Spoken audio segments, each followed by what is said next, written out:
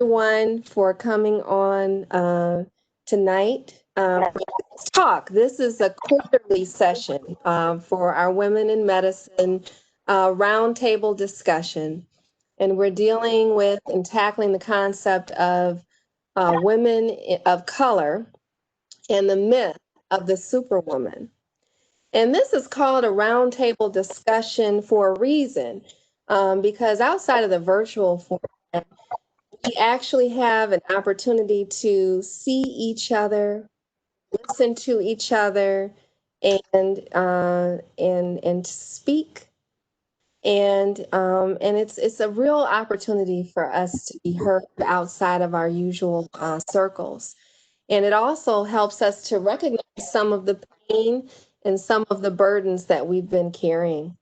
So tonight we're going to talk about the concept of resilience and strength and perceived strength. And our focus on health and the health care that we receive. The concept of the superwoman, the Wonder Woman, the strong Black woman persona is one that many of us are quite familiar with. It's a place of mask wearing and burden carrying. And tonight we're going to talk about the inherent dangers of this concept of the woman who can do it all as it relates to communities and women of color. Each woman on this line has heard the refrain, I don't know how you do it. You're so strong, or you're my superwoman. And in many respects, it seems like a compliment. It's something uplifting and even beneficial. And in some respects, when it comes to admiration, it very well for that purpose. Brandy, yours might be unmute your just for a second. It might. Okay. And so, but in a lot of ways, if you describe someone as a superhuman, then you're also describing them as someone who is not a human being. It's the other side of the coin of a subhuman. It gives you the license to place an unusually high burden on that person's shoulder, and also give a license to test that strength. So tonight we're going to talk about contextual factors, labels, and how this influences our health, and also give a view on the history of medical neglect in this country when it comes to treatment of minority populations, when it comes to looking at pain and how we perceive pain in our communities. There was a recent UCSF study that looked at 60 million emergency medicine records and found that Black patients were half as likely to receive pain medicine as white patients. And we must ask ourselves why. We can even look at the delusion of superhuman strength as it affects women of color seeking treatment for mental health disorders such as depression and anxiety disorders, and how this also contributes to isolation and even acceptance of mistreatment and abuse. So that goes all hand in hand with the assumption that you can take it, you can handle it, you're strong enough, and we are here to engage and look closer at these issues and really explore ways that we can best care for each other and care for ourselves. So I'm thankful tonight to introduce our esteemed group of women on our panel tonight, all women who I've learned from and have great admiration for their lives and work. First, Malaika Bell. She's been working for the Office of Diversity here at UT since 2018, and she loves every moment of it. She's responsible for the diversity training. She's given me a couple diversity trainings myself, and she's also responsible for the diversity training for all of our UT employees, and ongoing trainings for our faculty and staff. A large portion of her responsibilities include the planning of the Emerging Scholars Program, Summer Bridge Program, and Living Learning Community. She currently teaches Africana Studies and Introduction to Sociology here at UT. And as an adjunct instructor, she is the faculty advisor also for the Association for the Advancement of African American women. She enjoys her family and her two beautiful daughters. Dr. Brandy Wright is a native of Detroit, Michigan, as am I. She is a MSU alum and graduate of Wayne State University School of Medicine. Here. And she is double boarded in, is this my twin?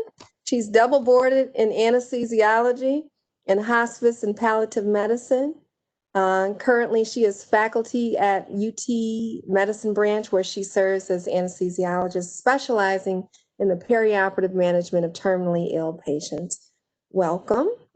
And then finally, Dr. Elysia James. She received her medical degree from Wayne State University School of Medicine, graduated from UTMC Neurology Residency.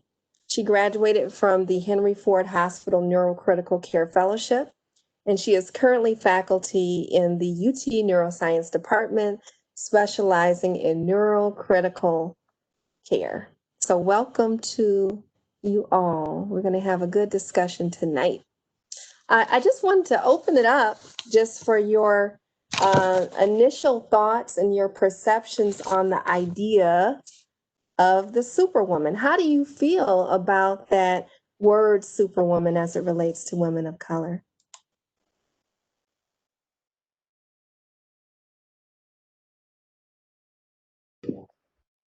Well, I can say until you sent that article, I honestly didn't know that it was a research topic and a real thing. Of course, I've heard it before. I thought it was just something that we threw around, but this is real. And reading the article and learning how the experiences that Black women have is so universal really opened my eyes. Like, I honestly thought that I was immune to being a superwoman. I thought that I had it, where I can say no, but it goes so much deeper than that. Like, it goes like to years and years and years of generational trauma that we carry, and still trying to do the same work as our peers while we're like carrying more weight and hurting more. And so I realized that, yeah, I'm not immune to that at all. So I thank you for sending that article, because now I'm more aware. Absolutely. Anyone else?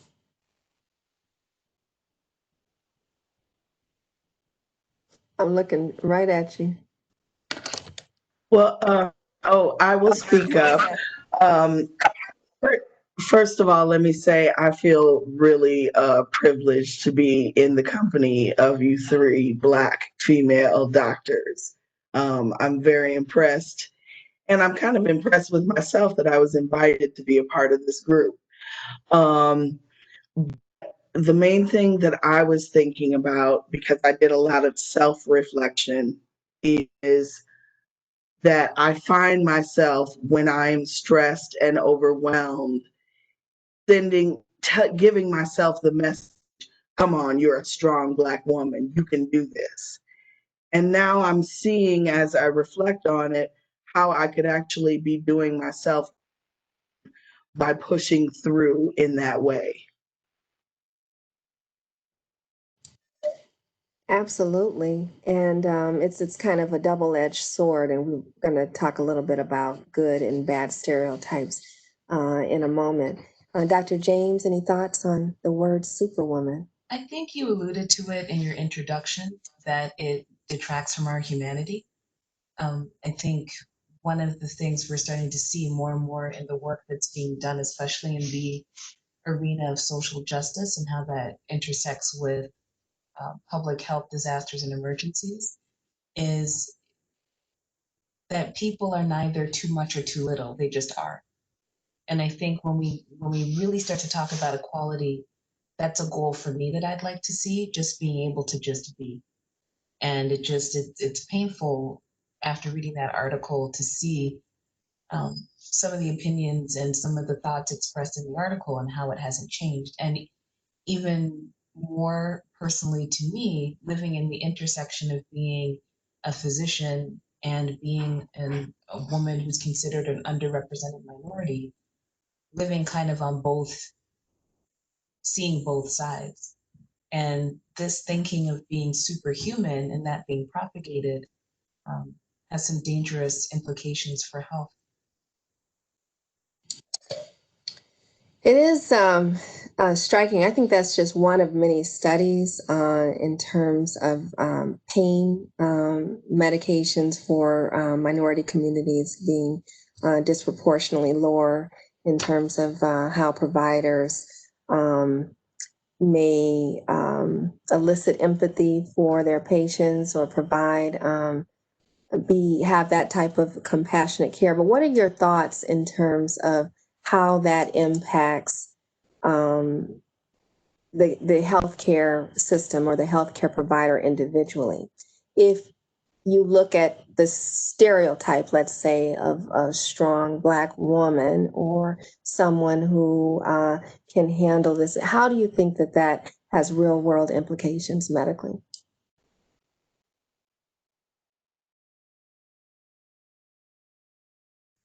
Again, I think it's a double-edged sword. So for the patient, obviously it's dangerous, right? Because if you're not assessing or addressing someone's symptoms until it's too late, then you're dealing with catastrophic injury and things that are easily remediable. On the other side, though, in terms of those of us who actually provide patient care, it's also dangerous for us as well, because we're always perceived to have this need to do more and to do more with less and to understand more and to be able to code switch more readily and do all of these things that may not be as implicitly expected from our other colleagues. And so I really, even in this time of the pandemic, words matter. So even the use of the word hero, what does that mean when the people on the front lines may not have enough PPE, right? So it's nice being a hero, but if you can't protect yourself, what does that mean? And I think as I was reflecting on the themes in the article, that is what came to me most readily. Like, being a superhero is nice, but what does that actually mean for my health and my well-being, both as a patient and a physician or medical healthcare provider? It's interesting that you said that in this kind of Superwoman framework that was in the literature. They had some real common characteristics of what that means for women of color to be associated with this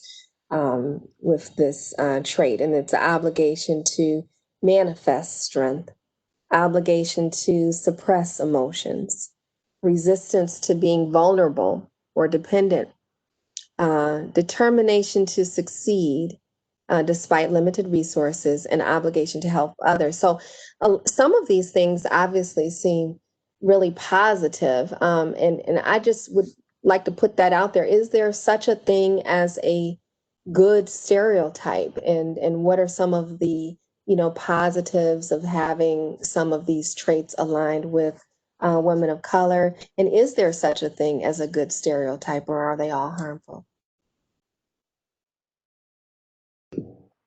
I think it may be good in our community, but it's not good outside of our community. I think that even inside of our community, you can run the risk of, just being dependent on too much, but at least in your own community, you will get some kind of appreciation. I don't think that's so much on the outside. Like, I don't think that the superhero image is appreciated outside of our community, and more so just kind of relied upon as, oh, they can handle it. Superheroes are indestructible, when it's not the case. And then I have like this unique perspective of being a physician and a patient at the same time, and really getting to see how my own psyche played into all of this. I think I shared on the last call with you guys in April that I had literally ran myself into the ground, just going, just exhausted and fatigued, but thinking like, okay, well, I need to do more exercise to get more energy, or I need to change my diet. It got to the point where I was, short of breath and tachycardic and just all kind of crazy stuff. Fast forward, I ended up going to work, and I'm, doing my faculty room. That means when you're doing your own anesthesia. And every time I went to push a patient to the PACU, I couldn't breathe. And so even in that instance, I finished my work day, right? I finished my work day. I'm like calling my PCP, no one's answering. I get off, I go to my car. And by the time I get to my car, my heart rate's like 160, 170. And I feel like I'm going to die. Even then, did I ask for help? No, I drove myself to the ED, and went up there like, I don't think I need to be here, but something may be going on. And then that's when I ended up admitted to the hospital with a chest tube and ICU for 4 days. Just not taking the time to kind of think like I could need help, or maybe something's wrong, or it was always, okay, I got to get home, I got to do this, I got to get to work, I got to do this, and like really ignoring myself to the point where I ended up in the hospital. And so that was April when I talked to you guys. And then I went back to work. So the crazy part is when that all happened, COVID was just starting. It hadn't really hit the fan yet. When I got out of the hospital, it was full blown lockdown. And then after that, because I had a spontaneous pneumothorax, I was at home and I actually felt guilty for not being at work. I felt like everybody is going through this and having to do all this to fight COVID, and I'm at home. Like I felt guilty. I didn't rest. I went back to work in a couple weeks, and then May, I don't know exactly when, I'm feeling short of breath, tachycardic again, go to urgent care, and second spontaneous pneumothorax. So my lung collapsed again. So it's just like, how many times does God go whisper to you to sit yourself down before he knocked you down? So this hospitalization ended up in a thoracotomy, pleurodesis, and right lobectomy because of all this. And they still don't know what's wrong. It's a lot going on, and yet I still have the nerve to feel guilty, like I'm not showing up for my colleagues in this COVID atmosphere. So reading this article really like enlightened me, because I didn't think that was a bad thought, but it is. Like I could not be here, if I keep going, not like listen to myself, listen to my body. I have children, I have a husband, I have a family, and as much as I want to do for them, I can't do it if I'm not here, right? I can't do it. So a lot of this has really put a lot in perspective for me, that you have to take care of yourself first. And I used to think that meant, getting your nails done, getting your hair done, taking a bubble bath with candles. That's not the case. Like my self-care looks a lot different than a lot of people's self-care. I have a whole cabinet. On the bottom, it's all my hair products. In the middle, it's all of my makeup. And at the top, it's all of my breathing medication. I have inhalers. I have nebulizers. I have steroids. I'm on 5 medications. I'm on this, I'm on that. And so it really puts things in perspective, like you are a human being, period. That's it. I can only do what I can do. And it's about listening to your body and listening to God when he like whispers to you, like that you need to sit down. So this definitely hits home for me, because God said, you're not super, you are mortal, and you need to take care of yourself. Brandy, it's interesting you said that, because I thought of myself and thought of different strong women in my life, and I did think of you when I was reading this as well, and even wanting to put this together, because your story resonated with me, and I thought about all of the different ways that I can put, work here and other people here. And then, you kind of, and then that feeling, like you said, you just said, of ignoring ourselves. And so how painful it is that you would, we have all of our attention on everything and everyone else. And it's very easy to kind of ignore you as anesthesia. I'm as anesthesia, the shortness of breath, the tachycardia, all these things. If we saw it in a patient, and we would start to get right into, a short differential, right? And then it seems that obviously, and when we see it in ourselves, then it's very easy to move forward to, other priorities. And we really, literally cannot give from an empty cup. I have to share a story too. A few years ago, I fell in the bathroom. I don't know how this happened. I fell and broke my humerus. I fell that hard. And was on the phone and trying to catch the phone, and I slipped and fell and broke my humerus.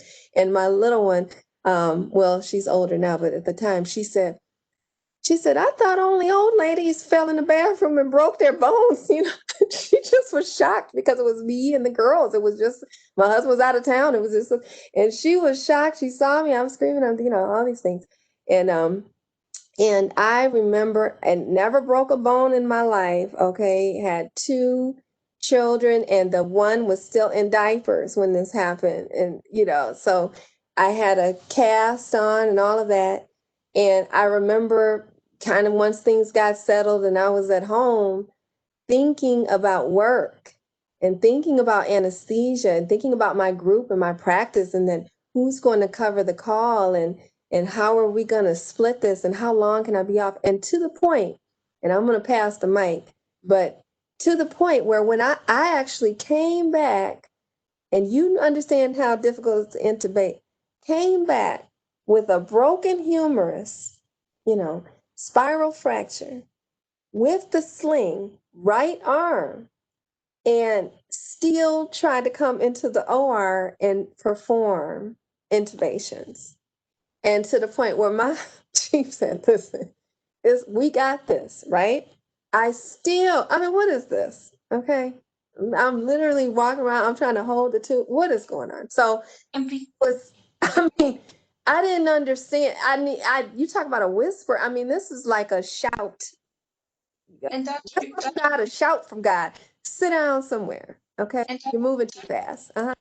Dr. Jenkins, too, I want to, because of the audience that because of our audience members who are participating, I want to interject with that as well and say, again, because you're at a specific intersection, right? So not only are you a doctor who wants to provide patient care, you're also a woman of an underrepresented minority group, right? And so doctors are already bad enough in terms of being patients, right? Like you hear all the jokes, medical professionals are the worst patients, right? So we're already going to be bad.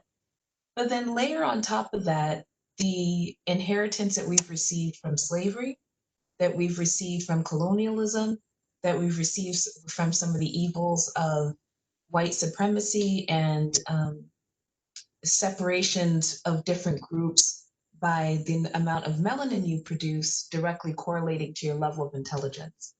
So overlaid on top of an already very hardworking, goal-oriented, uh, reaching for the stars personality, you also have this other voice that says, you're not good enough, or you have to work 200%. And if you don't work 200%, people aren't going to take you seriously, you'll fail, you won't be respected by your peer. Throw in any of those negative concepts. You're lazy, right? Lazy is a big one. And so how much more difficult is that perception of being a superwoman when on top of it, even if you just wanted to be vulnerable or wanted to be human, it's in a society that's already crafted for you what that looks like. And it's not vulnerability, it's weakness. It's not a need for help, it's laziness. It's not a need for rest, it's not being ambitious enough. And I think that overlay is also very dangerous. Again, I think all of our colleagues struggle with letting down the group if they're sick, right? Because that's what doctors do. But I feel like there's this additional burden that the term superwoman doesn't help. And Elysia, I think you really hit the nail on the head. When you talk about you're not just walking into the hospital, or you're not just walking into the OR, you're not just walking into the clinic. There's this perception that you're letting down the group. You're bringing in a history with you. You're bringing in the pride of your family. You're representing, so anytime a topic comes up and is related to African American, you know, you're representing so much, and that is another additional burden and weight that we carry. And then that is there begs the question: don't you deserve to feel vulnerable? Do you get to be vulnerable? So, like you said, just be tired without necessarily being equated with laziness. Right, Dr. G, I wanted to get back to a point that you made about stereotypes and whether there can be good or bad, positive or negative stereotypes. And so, coming from the diversity and inclusion perspective, anytime you are, you know, taking an entire group of people and characterizing them in any way whatsoever, even positively or negatively, it has real implications. Because once you've that stereotype, even if you decide that it's a good one, so we say once one has convinced themselves subconsciously that Black women are extremely strong, have high pain tolerance, can push through even when they are exhausted and sick and tired. Um, when you believe that, you then put yourself in a situation where you're going to act in ways that support that, whether you're conscious of it or not. And so I think it's really important person takes a good look at all of the things going on in their brains, all of the things that they believe about different groups of people, and especially those in the medical field. Implicit assessment test is something that should be required repeatedly, ongoing opportunity for y'all to unpack some of the things that are going on subconsciously, because it does impact your patient care, whether you're aware of it or not. I'm, I'm glad you brought that up, Malaika, because recently we had a talk, and we were talking to students about implicit bias training and the implicit association test. So how would you answer this question when it's posed? I mean, and this is the question, you know, everybody has bias. I mean, in what you'll find from the implicit association test is that everyone has it. If everyone has it, then what difference does it make? And if you're even aware of your bias, studies have shown, or this student in particular even believes that it's not going to make any difference anyway. We can't change how we're wired, and even if we're aware or not, again, what difference does it make? How would you respond to that? I would absolutely disagree with that. And the reason I say that is because in my position, I have taken the implicit assessment test pretty regularly for the last several years. And I can tell you that my preference, especially, I know that here's something that's very interesting. When I first took the test, probably 5 years ago, the results were that I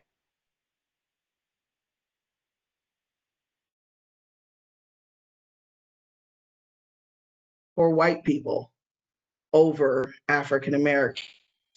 And I just took the test last week, and I'm at, there's no preference in either direction for me. So I see that as growth for myself, because over the period of time, I have gone to seeing both sides at least equally according to their test. And I've seen growth in several areas for myself. I think once you're made aware that you have a bias in one direction or another, there are a couple things you can do. You can, first of all, learn about the opposite. You can continue to put yourself in situations where you're required to interact with people are opposite of what your preference is.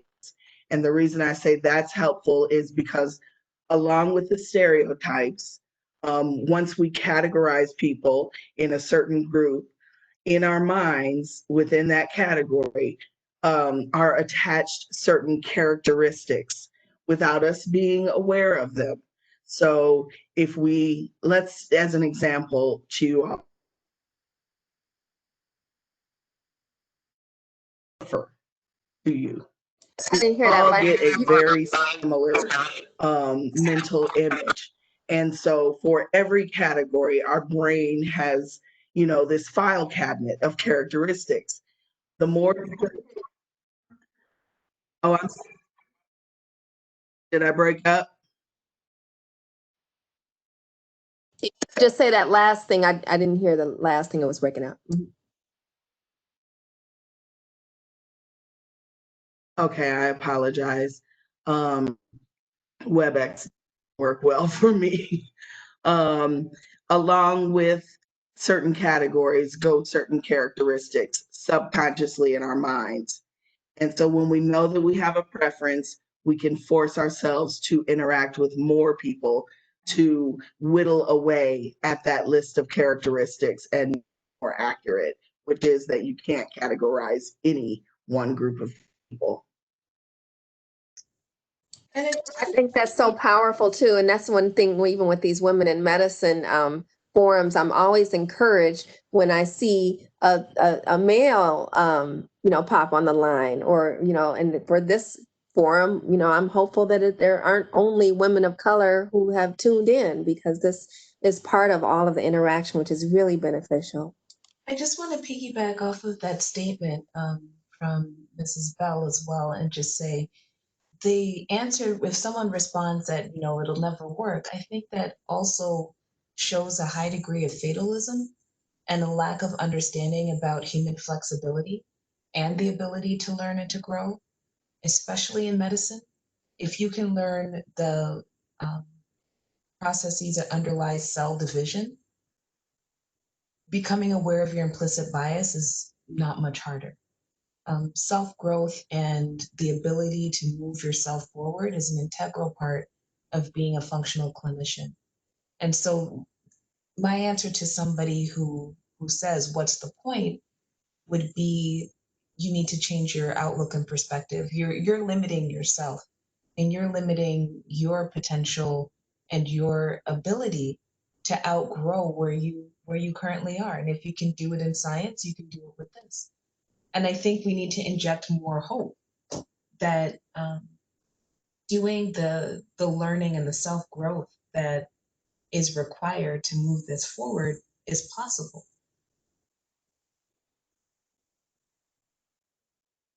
I really appreciate you saying that, because, hope is really key, because it's not that you actually arrive at the answer as we're, so you start standardized exams and you get it, I got it. You're not going to just get it when it comes to understanding other groups of peoples and struggles and challenges. So there's that idea that this is a continual quest, an ongoing journey, and you have to maintain hope to continue along those lines. You said something earlier about the tendency in our communities, and I know there are a lot of students on the line in minority communities, to feel that you have to push harder. I know we've all heard that you have to do 3 times as much work or 4 times as much work, or work, 10 times harder to get half the result, right? And so we've heard that cliche quite a bit. Is that helpful or is that harmful? And the reason I was thinking about that the other day is it seems like it could be motivating for a young person to just never give up and to understand, against all odds, I'm going to make it. On the other hand, it seems that it's a frustrating pursuit for a professional. I mean, for example, I'm anesthesia. I mean, am I going to intubate 10 times better than my colleague? I mean, are we both going to get through the vocal cords? I mean, is my CO2 going to be 60 and her CO2 is going to be 30? I don't know what we're going with this, because I want 100% saturation. I'm not going to get 200% saturations on the monitor. And, okay, and I know I can go on. But the point is when it gets to medical professionals or any professional, you know, even when Malaika's doing all these trainings, she's supposed to do 20 times the number of trainings that someone else outside of, you know, her. So it just becomes that kind of gnawing reality that, again, is a double-edged sword. So what are your thoughts on that? I think if you would have asked me 20 years ago, I'd be like, oh, it's not harmful. Yeah, we have to do that. Yeah, we got to do that. That's what I'm doing now, right? But now I'm 40, and that is not that's not it. I think that mentality is harming us, especially because we have, you know, young people watching. And the same reason we learned these superhero or superwoman characteristics that were modeled for us, we have to be careful what we're modeling for people behind us. So I think that we could honestly develop a new approach to just letting our people know that's coming behind us, like, do your best, right? Just do your best. And it's a whole system that's built against us, and we are not single-handedly going to change it, right? What you can do is lead by example.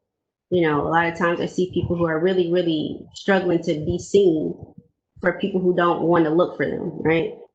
And that's not your fault. You know, you do your best. You know, what's the 4 agreements? Do your best, be impeccable with your words, always tell the truth, you know? And that's all you can do. You know, somebody is going to see you, somebody is watching. And when you're doing your best, that's all you can do. I mean, it's exhausting, you know, trying to seek attention or seek accolades or seek, you know, anything from someone who had no intentions of giving it to you in the first place, right? So then you remember why you went into this in the first place, and that's to take care of people, right? I've always felt like, you know, I've seen health inequalities, and I've seen how, you know, the system is kind of stacked against us. So my opinion has always been, if no one else wants to take care of us, I'll do it, right? That might not get awards, it might not get you in a magazine, but I know my people are taken care of. And I've changed like a lot of my goals just with experience and with, you know, growing older. Like having a seat at the table is not my goal anymore. It's part of the process. You know, my process is growth. Along that growth, I'll get a seat at the table. I'll leave the table. I'll make my own table. You know, but just trying to get in that table, you know, it's not my goal anymore. My goal is growth. My goal is to be a good physician and take care of our folks. So. Speaking of growth, And I really appreciate that when you're talking about approval. I mean, who gets to say you're enough? Who gets to answer that question? And even when you're talking about underserved communities and hope, who's going to take care of underserved and marginalized communities? You can look to your left and your right. You can look to yourself and see, I'm willing to fill in that gap. in addition to growth, another goal as I've gotten older is longevity. And I wanted to quote the article, one of the authors that the lead author quotes, Regina E. Romero, who's a PhD, quoted within the article says, an overused asset that develops uncritically without ongoing evaluation and attention to changing needs and demands runs the risk of becoming a liability. And so while some of those things that sound so good, working, doing 200%, always being reliable, being perfect, so on and so forth, if they're not examined with some of the growth that Ms. Bell alluded to with the repeated implicit bias testing, if some of this self-reflection isn't happening, you can easily see how being a superwoman can become a liability.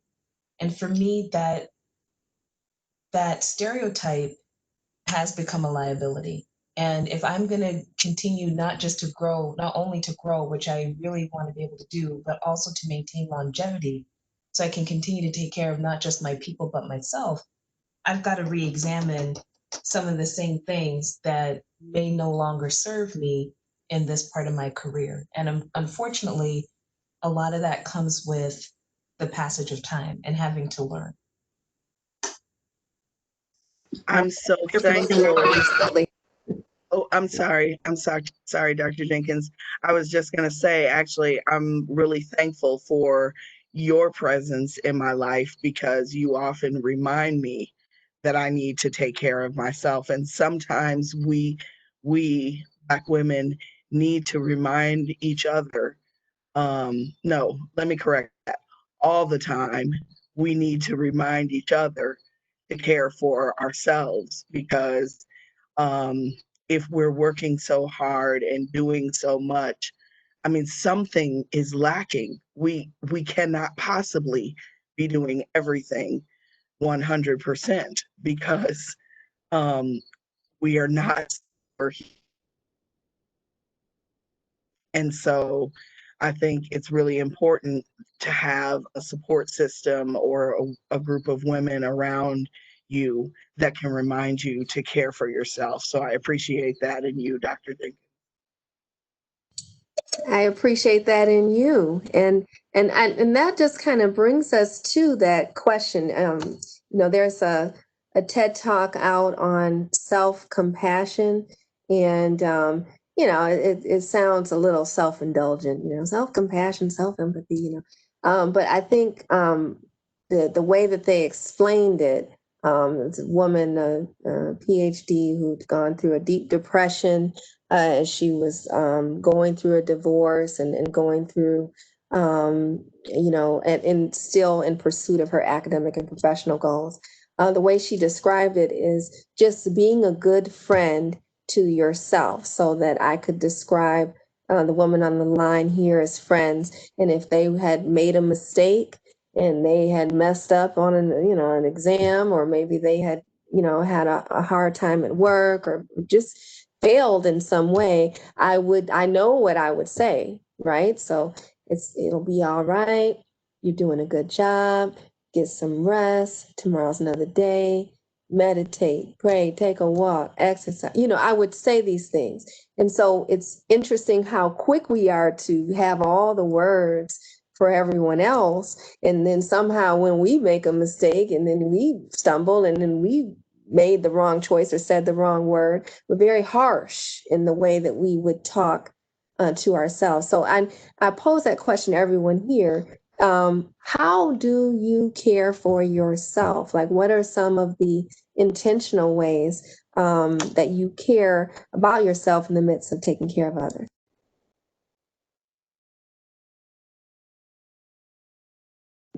There can't be silence on this question. Well, I just explained all the stuff that I have to do to take care of myself now. And it's actually just making sure that I do it because I don't, like if I'm rushing or I got to do this or got to do that. But just like small things, um, it's a lot out there of people telling you what you should do, what you should try. You should meditate, you need to journal, you need to do this. And a lot of times I just like self-care is saying, I don't want to do that. Like that, that doesn't serve me. And ask yourself, like, what does serve me? Like, I just know me. I've never kept a journal. I buy them. They're so pretty. I buy the stickers and everything. And I never use it, right? So what did I commit to? And I take advice from you, Dr. Jenkins, is self-compassion. So at least I just write one nice thing to myself a day. I could handle a sentence, like you're okay or you're not okay. What do you need? I think just asking yourself, what do you need or what do I need right now is a therapeutic question. And then answer it and then do it. It's sometimes it's just as simple as just checking in on yourself and just seeing what do I need right now. Am I thirsty? Do I have to pee? Like just simple stuff because we just overlook the basic things that, we need to do to be human. So that's one thing. I really appreciate that, checking in with ourselves. That's something to remind ourselves of every day. Elysia? So I was reading the chat. One of the participants tonight had a comment about exercise.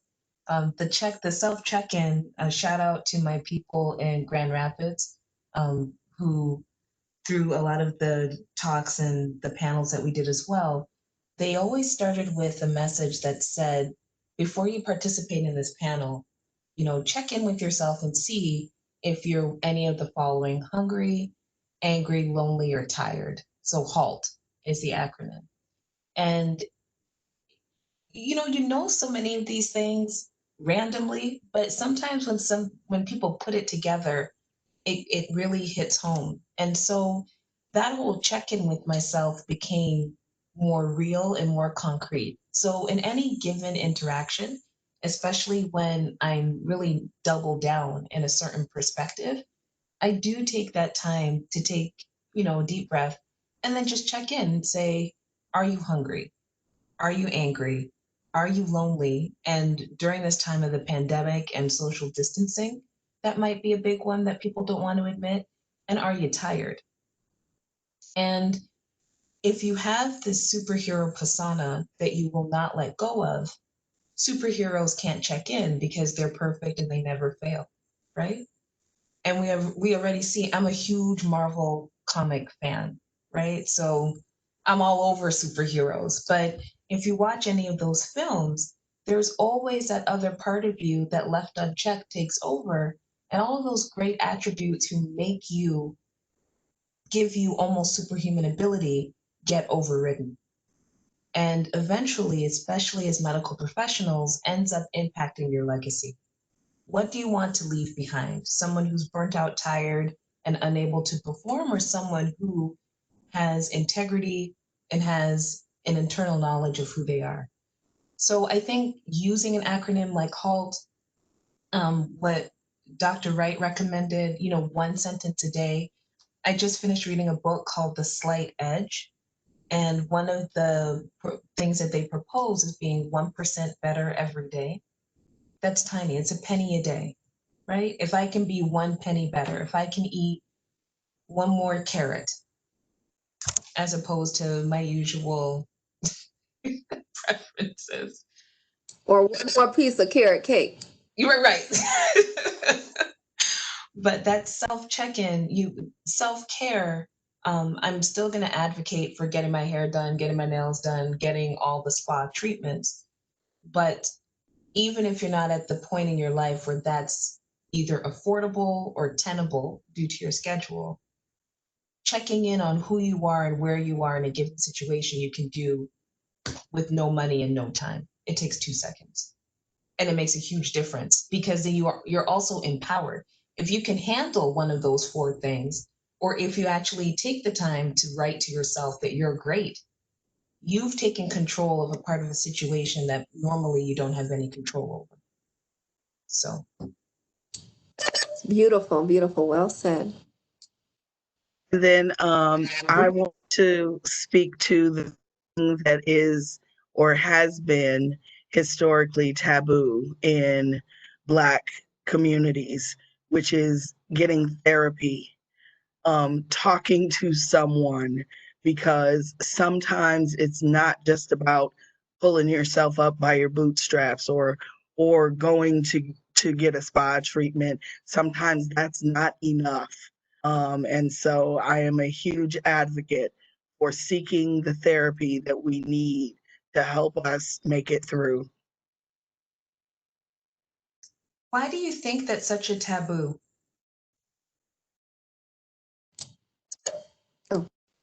I don't know. But it definitely is.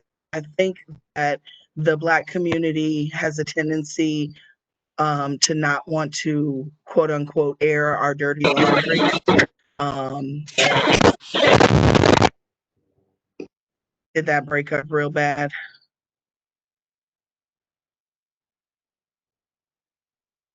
So I don't know if that last thing I said what came through, but we don't like to air our dirty laundry.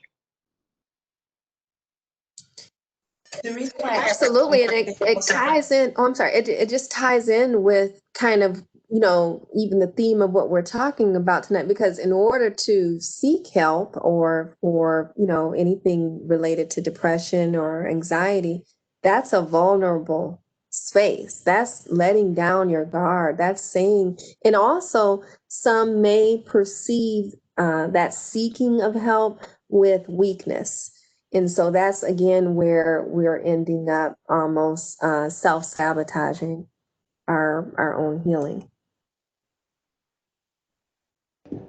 I am so pro therapy. Like, I think it's important if you, and a lot of times, it is a situation where you don't have insurance or it's costly, and it is. But nowadays, there's all kind of stuff that we didn't have before where you can text a therapist and talk. I don't know if that's helpful, but I think that it could be. But I am definitely pro therapy. Just in full disclosure, like about a week ago, I started noticing like I would have nightmares and I wake up in the middle of the night. Um, I would get nervous every time I did my own cases. Every time my heartbeat went up, every time I got short of breath, and I was like, something's going on. And I saw a psychiatric nurse practitioner. And she said, "You have PTSD." And I never would have really thought that. I'm like, why would I have PTSD? Well, I just went through a lot of trauma, right? For 3 months trauma, I had 6 chest tubes, right? I was in the ICU for days. I woke up intubated with a double lumen tube, right? So these things are traumatic, and it didn't really show up like I thought it would. But it was showing up in ways that are very similar. I mean, I guess so. Nightmares and fear of a situation that can happen again, things like that. So, I sought help. I was like, I'm not going to go down the rabbit hole that I did before, thinking I can muster through this. I just need to get on the treadmill or whatever. Like, no, like this is something I need to seek help. So I did, and I'm very happy I did. So. Even through just the day-to-day practice of watching people suffer at work, I had some difficulties with a couple of my jobs, and going to a third party who didn't know me, wasn't invested like my family or my close friends may be, and being able to share what was on my mind and have them provide a perspective that was completely new and different. And so, although the problem may not have gone away, I walked away with, or I continue to walk away with, when I talk to somebody, a professional, a different perspective and a different way to tackle my problems, or a different way to do the deep, introspective, insightful work that helps me achieve my goals of growth and longevity. And so, again, I also am a big advocate of mental health therapy. I think it is crucial to any professional, especially in the medical field. And I think it's very often underutilized, especially within our community and for anybody carrying that moniker of being a superhero. And let's not I really appreciate that. I also wanted to just say this is very therapeutic. I hope it's therapeutic for people listening on the line. I find the word that came to mind as you both are speaking, and even especially Brandy, as you're talking about your most recent medical challenges, is bravery and courage. Just as you're talking, I just think, it's brave. And it seems odd that it would be brave to take care of yourself.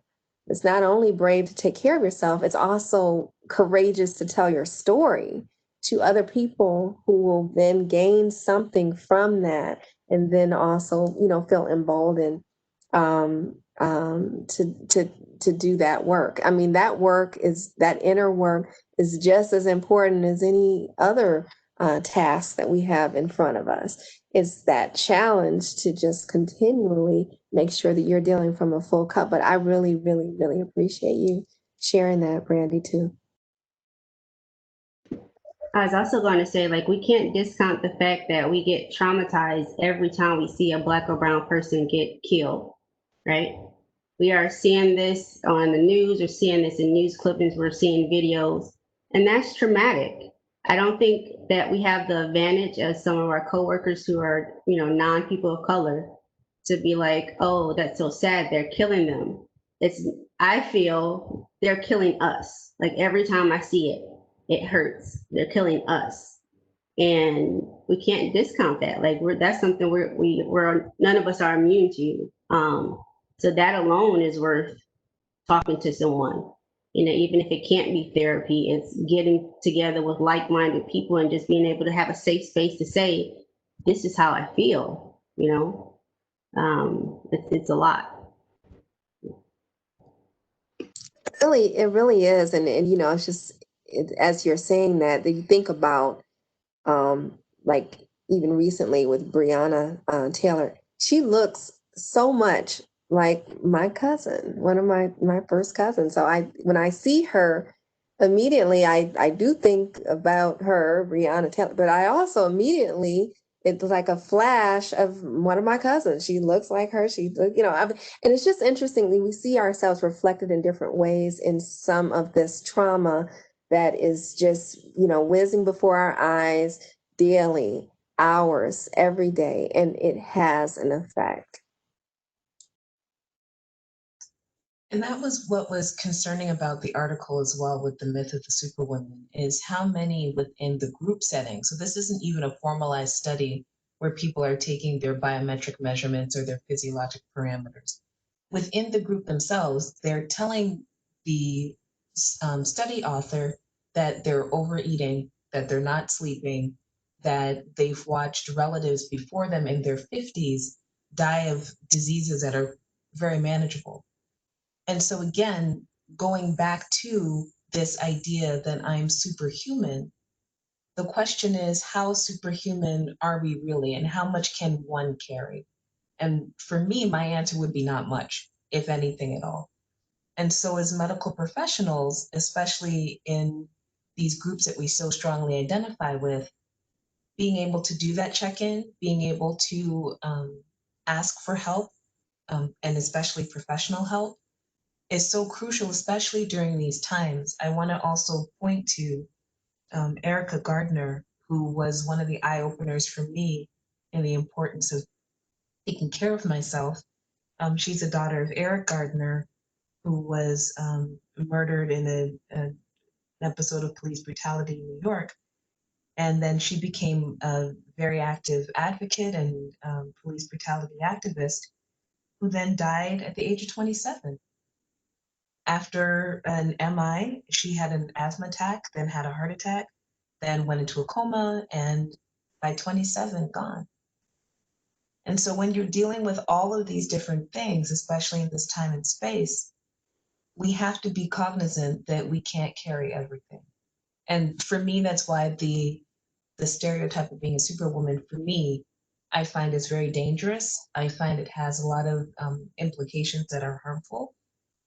And I think there needs to be a rewording and a rethinking of how we see ourselves and how we manage this, because it's literally killing us, and it's taking away people who have so much to contribute to this world and to social justice and change.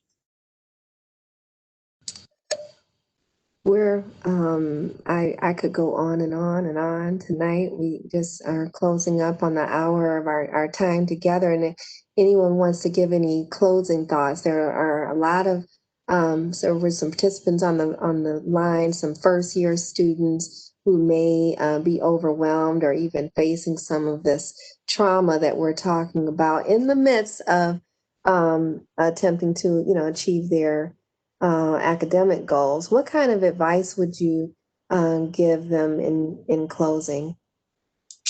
Is there any way for them to ask questions? That way we can address specifically what they needed to hear. Does anyone want to put a question up?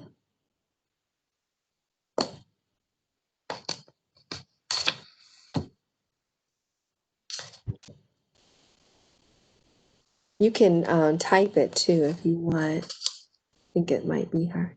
Or you can, James might be able to unmute, but if not, if you want to type it in.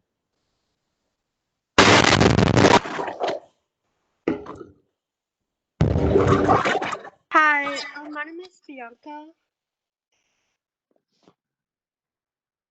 I didn't really have any questions, but I appreciate you doing this. It's very eye-opening. Um, I'm not, um, I'm not African American. I'm Middle Eastern. So I appreciate you doing this, though. Thank you for joining us. I just wanted to say, in closing too, that, um, oh, let's just read this one too.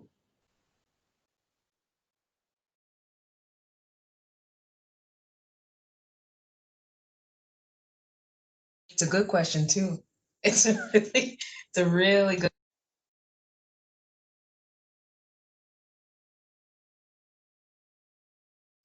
Any of your experiences, but my thought process regarding this topic is that those who are underrepresented have to be weary of hyper critique from others.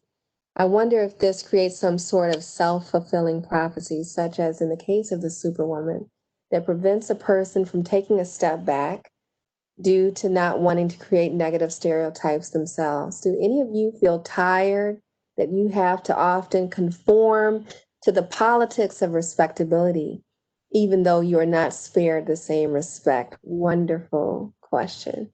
And I'll just chime in first because I know a couple of panelists can't wait to answer this. But yeah, I think that fatigue of that's part of the issue here is that when we're talking about a myth, it really is that.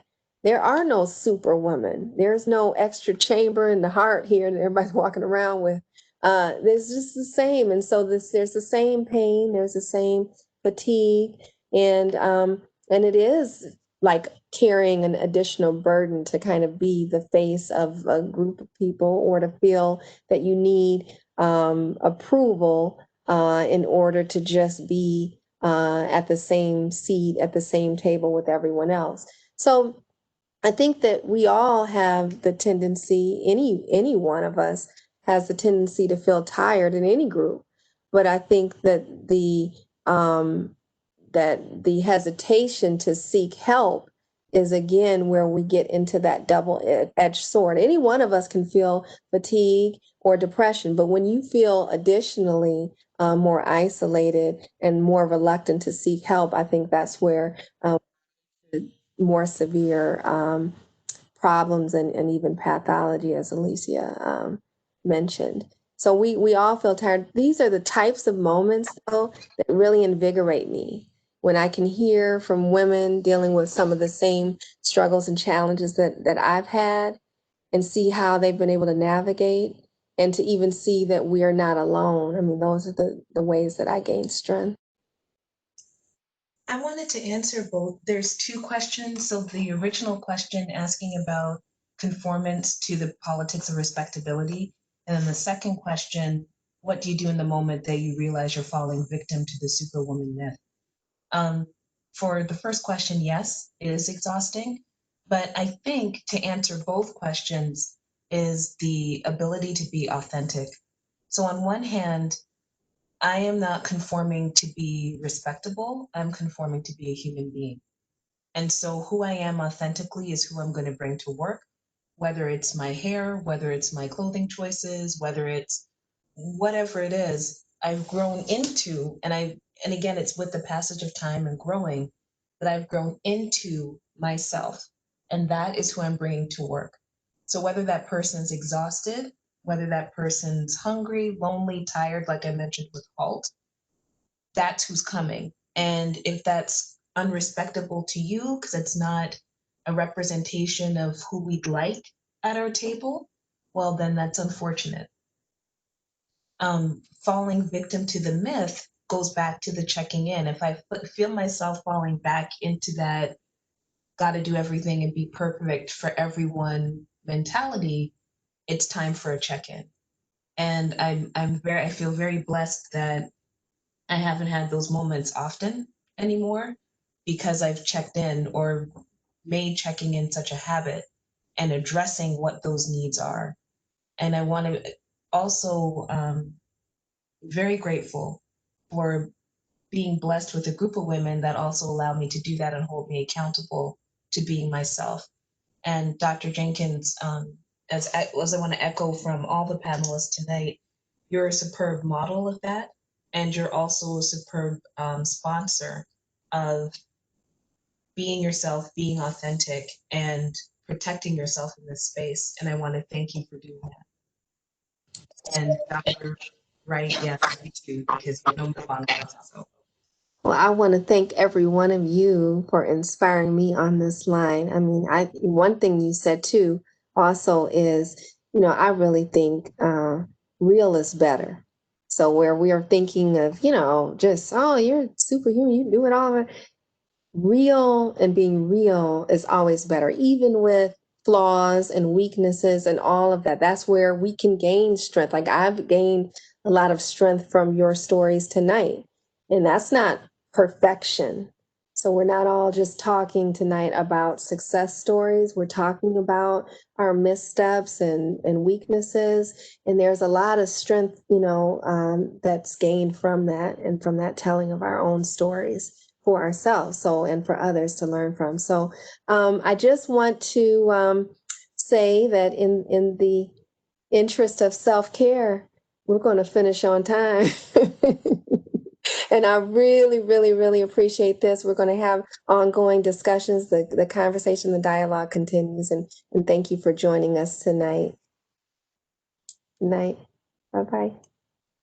Thank you. Good night.